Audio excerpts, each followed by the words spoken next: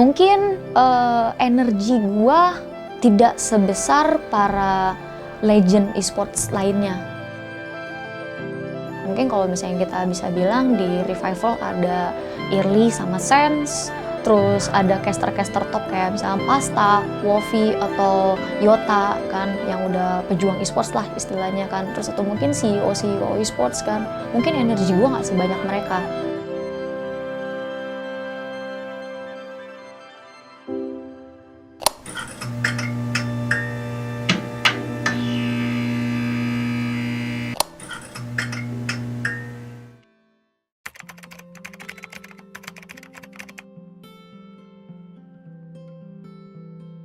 Di berbagai tempat ya, gue dikenal sebagai ibu, sebagai mama, sebagai ratu, ya karena emang bawel ya, mama kan ngomel mulu, anaknya salah, ngomel. Kurang lebih sebenarnya mau di auranya atau di luar auranya, gue ngomel-ngomel ya sama aja gitu. Kalau gue ngerasa mereka melakukan kesalahan, misalnya kayak, oh mereka jorok, atau enggak mereka salah ngomong, misalnya kayak tiba-tiba bikin masalah yang menurut gue ini harus ditegur nih, ya gue ngomel gitu.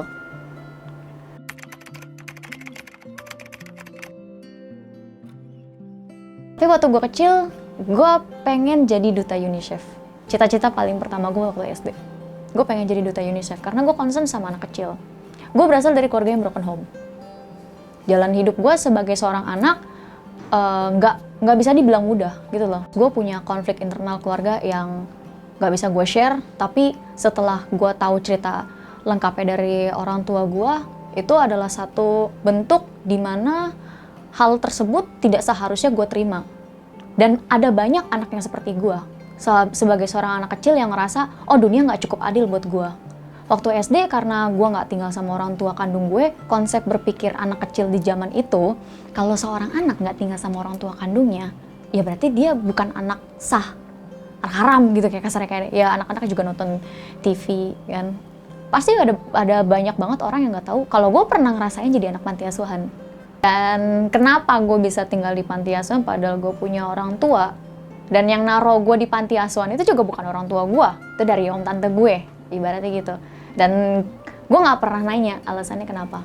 Ini sebenarnya yang bikin gue sebagai seorang anak kecil di waktu itu bener-bener concern, kayak gue berharap suatu saat sebagai manusia dewasa gue bisa membawa seenggaknya tuh sedikit perubahan untuk anak-anak yang punya nasib sama kayak gue. Mungkin gue sebagai seorang anak di kala itu gue ngerasa, oh hidup gue tuh hancur banget. Gue nggak bisa kayak punya kehidupan kayak anak normal lainnya gitu, teman-teman sekelas gue. Tapi gue tahu juga satu hal, ya gue masih bisa dibilang salah satu anak yang beruntung. Karena keberuntungan gue belum tentu dimiliki oleh anak-anak yang lainnya. Tapi satu hal yang pasti adalah tidak semua anak punya kehidupan yang normal. Gue berharap seandainya gue bisa jadi duta UNICEF, gue bisa membawa sedikit perubahan untuk membantu, meskipun gak semuanya, beberapa dari mereka.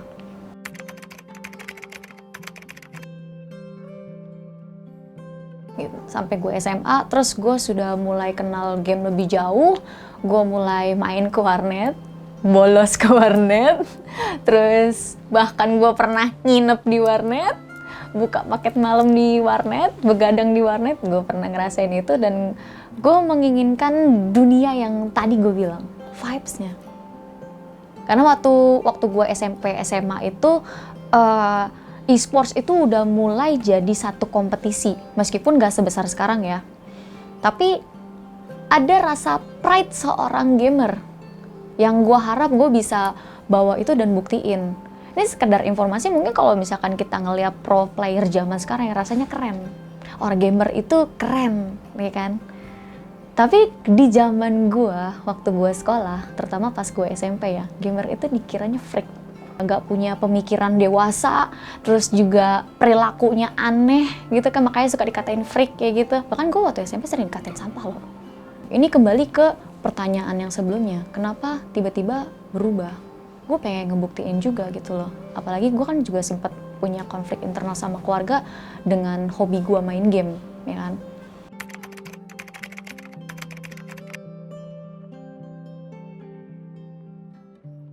Sebenarnya kalau dibilang gue kenapa bisa suka sama e-sports, ya Pasti jawaban klasik yang paling pertama itu karena gue gamer, ya kan? Gue main game udah dari kecil, dan gue juga memang suka main game. Gue main game itu dari Tamagotchi gue mainin, terus konsol juga gue mainin. Bahkan game konsol gue yang paling pertama itu Resident Evil 3 PS1, gitu. Nah, dari situ rasa kesukaan gue sama game itu berkembang gitu loh, numbuh kan. Tapi kenapa tiba-tiba gue suka sama e-sport adalah gue mengharapkan meriah sama, apa ya, bisa dibilang kayak gue mengharapkan kemeriahan dari e-sports itu di diri gue gitu. Gue berharap gue bisa menjadi bagian dari e-sports itu sendiri, daripada gue cuma ngeliat dari belakang, oh iya ada pro player, oh iya ada turnamen gede, tapi gue nggak pernah ngerasain vibe-nya, ya kan. Nah itu salah satu alasan gue pengen ngerasain langsung. Ini loh dunia yang sebenarnya, yang biasanya cuma bisa gue lihat dari layar HP, cuma bisa gue ngelihat dari cerita orang, cuman kayak samar-samar masuk ke kuping gue, oh jadi pro player enak loh, oh jadi ini enak loh, oh e-sports gede loh, menjanjikan loh. Tapi enggak, gue pengen langsung terjun di situ.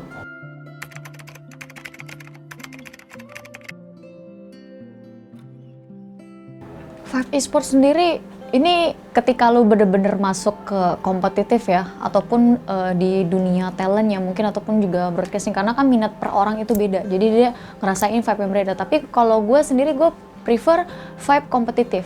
Kompetitif ini juga bukan berarti cuman kompetitif di e-sports timnya, tapi di talent juga gue mulai ngerasain, oh ada persaingan juga antar talent. Jadi untuk membuktikan kalau gue ini cukup kreatif untuk menjadi seorang content creator, atau enggak gue cukup layak untuk menjadi seorang shortcaster, membawakan acara untuk dinikmati sama viewer.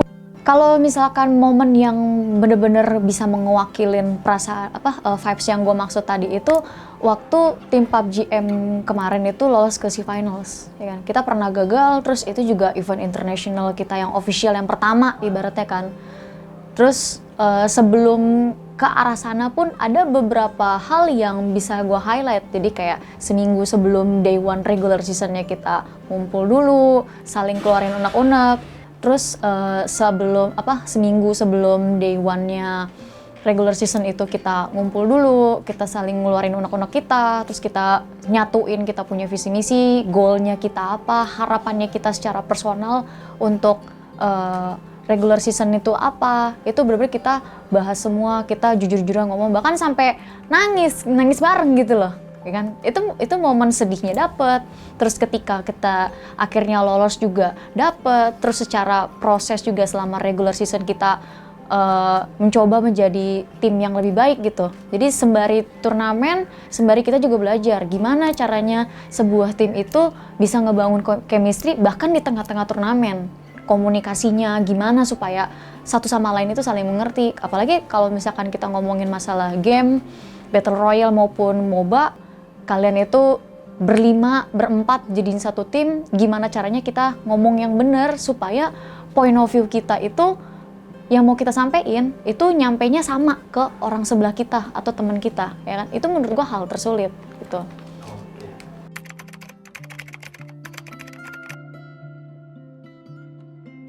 Awal gue masuk e-sports itu sebenarnya gini, waktu itu kan gue pernah kerja di mobile game developer sekaligus publisher. Nah waktu itu gue pernah ada proyekan sama Audrey FF.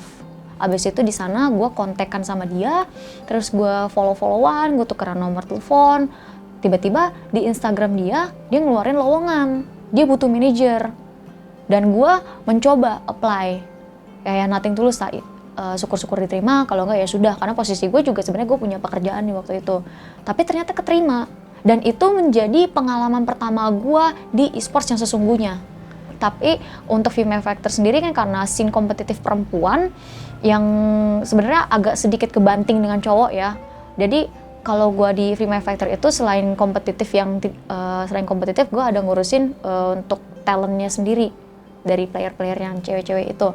Nah baru setelah di female fighter gue belajar, masuklah gue ke Aura. Nah di Aura gue baru ngerasain, oh ini nih e-sport kompetitif yang sesungguhnya. Dunia kompetitif yang tadinya gue nggak tahu bisa seketat ini, bisa sejahat ini, atau bisa sekeras ini. Ini gue belajar semua dari Aura. Dan gue sebenarnya awalnya waktu itu lumayan keteteran, karena ada beberapa skill set yang gue nggak punya, dan mau nggak mau gue harus ngebalap pelajarin itu. Contohnya, gue harus paham bagaimana cara mendekatkan diri ke player-player, itu satu. Terus yang kedua, gue benar-benar harus bisa jadi orang yang di tengah, netral, objektif untuk nyelesain semua permasalahan mereka. Dan permasalahan player itu pun nggak selamanya cuman antara player satu dengan yang lainnya, tapi tim atau player dengan manajemen. Posisi gue bener-bener di tengah, gue nggak boleh terlalu bela manajemen, gue juga nggak boleh terlalu bela player. Makanya kadang-kadang gue selalu bilang sama anak-anak, gue orangnya win-win. Gue akan ngambil keputusan yang paling bisa membuat seenggaknya enak di lo, tapi enak di sebelah juga. Enak di manajemen, enak di player. Tapi ada momen dimana gue bakal bela lo habis-habisan kalau lo memang benar. Tapi ada momen dimana gue akan bela manajemen habis-habisan kalau memang manajemennya benar. Gitu. Mungkin energi gue tidak sebesar para legend e-sports lainnya.